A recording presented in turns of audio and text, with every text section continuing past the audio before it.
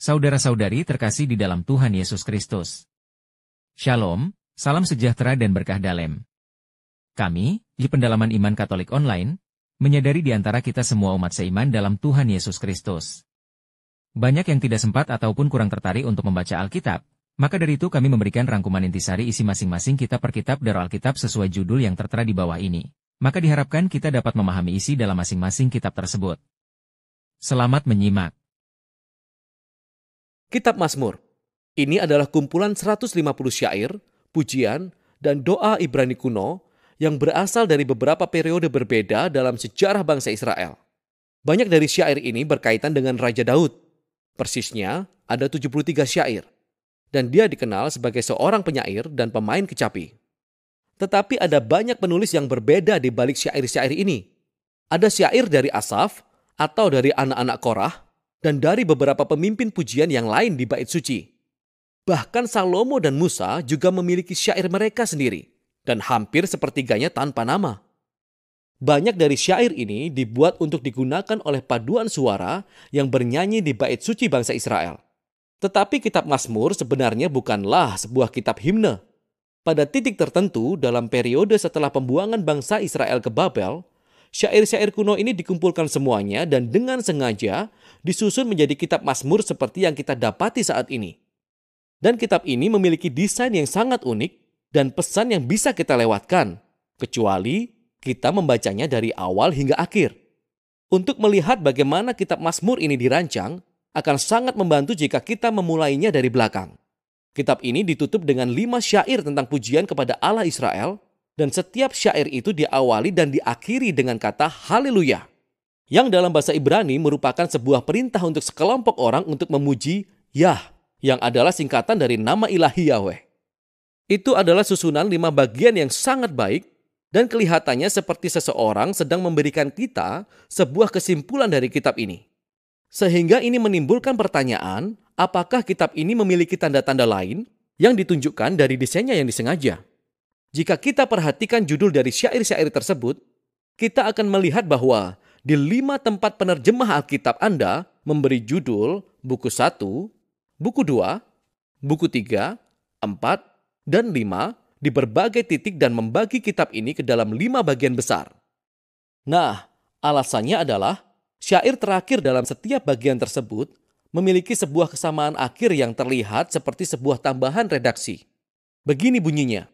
Terpujilah Tuhan Allah Israel, dari selama-lamanya sampai selama-lamanya. Amin, ya amin. Jadi kitab ini memiliki sebuah kesimpulan dan dibagi ke dalam 5 bagian utama, sehingga wajar saja dari sini kita kembali ke awal untuk mencari sebuah pendahuluan. Dan apa yang kita temukan, Mazmur 1 dan 2 berada di luar buku 1 karena sebagian besar syair dalam buku 1 berkaitan dengan Daud. Kecuali Mazmur 1 dan 2 yang tidak diketahui penulisnya. Mazmur 1 merayakan betapa berbahagianya orang yang merenungkan Taurat, membacanya siang dan malam, serta mematuhinya. Nah, kata Taurat yang artinya pengajaran, dan secara spesifik merujuk kepada 5 kitab Musa yang memulai perjanjian lama. Dan di sini sebenarnya, kata itu kelihatannya digunakan dengan kedua makna tersebut yang menjelaskan mengapa kitab ini memiliki 5 bagian utama.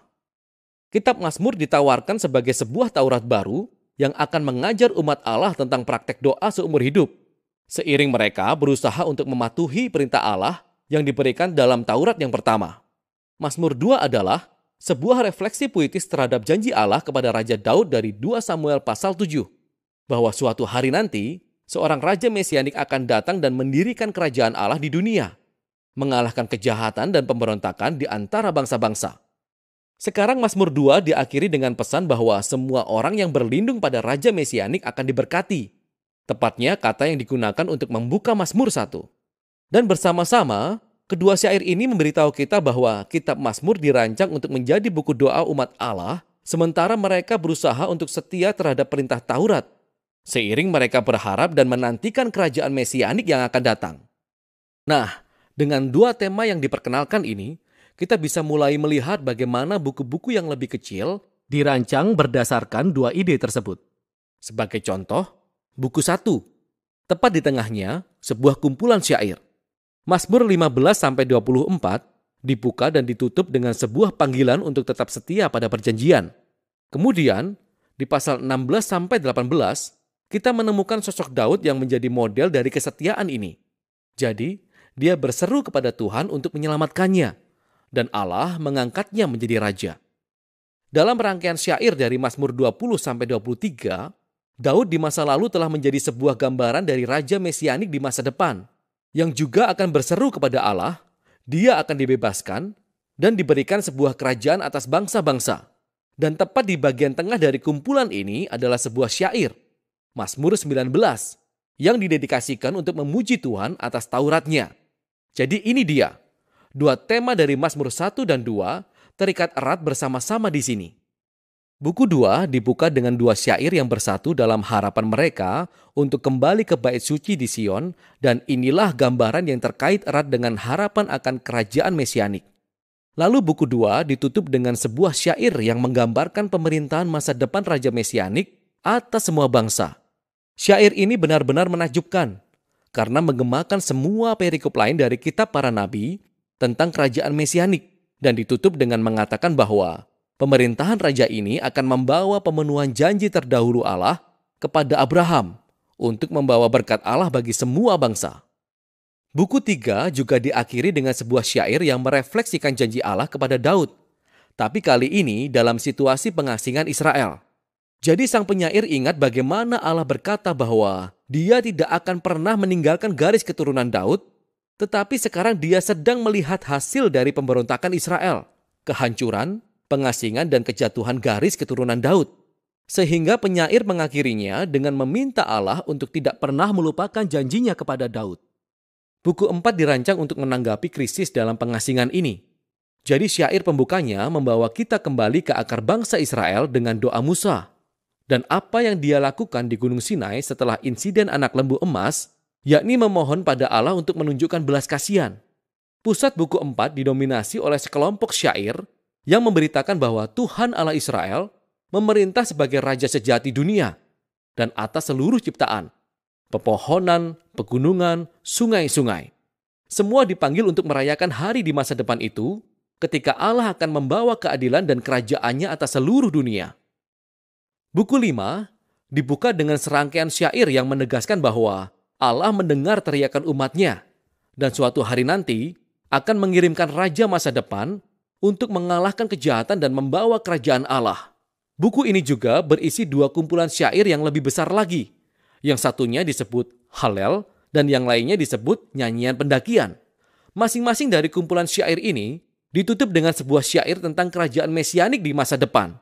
Dan dua kumpulan syair ini secara bersama-sama mempertahankan harapan akan tindakan semacam eksodus masa depan dari Allah untuk menebus umatnya.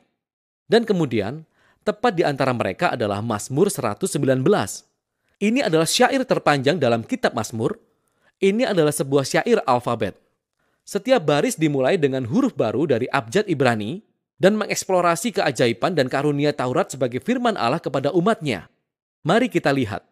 Tema dari Mazmur 1, Mazmur 2, Taurat dan Mesias digabung bersama-sama di sini dalam buku 5 yang membawa kita kembali ke 5 syair penutup.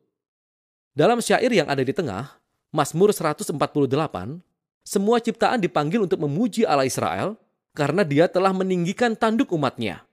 Tanduk di sini adalah metafora dari tanduk banteng yang diangkat dalam kemenangan.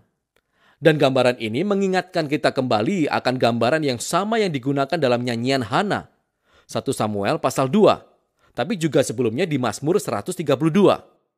Tanduk adalah simbol untuk Raja Mesianik yang akan datang dan kemenangannya atas kejahatan. Ini adalah kesimpulan yang tepat untuk kitab yang luar biasa ini. Ada satu hal lagi yang akan kita lewatkan jika kita tidak membaca kitab ini sesuai urutannya. Ada berbagai jenis syair dalam kitab Mazmur, tapi semuanya masuk dalam dua kategori besar, yaitu syair ratapan atau syair pujian. Syair ratapan mengungkapkan rasa sakit, kebingungan, dan kemarahan tentang betapa mengerikannya dunia ini dan hal-hal buruk yang terjadi pada penyair. Sehingga syair-syair ini menarik perhatian pada apa yang salah di dunia ini dan meminta Tuhan untuk berbuat sesuatu tentang hal itu. Ada banyak sekali syair seperti ini dalam kitab ini. yang memberitahu kita sesuatu yang penting, bahwa ratapan adalah respon yang tepat terhadap kejahatan yang kita lihat di dunia kita. Tetapi akan kita lihat bahwa syair ratapan mendominasi awal kitab ini, dalam buku 1-3. Coba kita perhatikan karena kita akan melihat syair pujian muncul sesekali juga. Syair pujian adalah syair-syair sukacita dan perayaan. Dan ini menarik perhatian pada apa yang baik di dunia ini. Syair-syair ini menceritakan kembali kisah-kisah tentang apa yang telah Allah kerjakan dalam hidup kita dan bersyukur kepada Tuhan karena hal itu. Dalam buku 4 dan 5, kita akan lihat bahwa syair-syair pujian jumlahnya melebihi syair-syair ratapan. Dan semuanya berpuncak pada 5 bagian penutup haleluya. Jadi pergeseran dari ratapan ke pujian adalah sebuah hal besar dan memberitahu kita sesuatu tentang hakikat doa. Sebagaimana kita mengharapkan kerajaan mesianik, seperti yang diajarkan oleh kitab ini akan menciptakan tekanan bagi kita karena kita melihat pada keadaan tragis dunia kita dan kehidupan kita. Dan Mazmur mengajari kita untuk tidak mengabaikan rasa sakit dari kehidupan kita. Tetapi pada saat yang sama, iman yang alkitabiah adalah melihat ke depan. Melihat pada janji kerajaan mesianik Allah di masa depan. Jadi Taurat dan Mesias, ratapan dan pujian, iman dan harapan, itulah isi dari kitab Mazmur.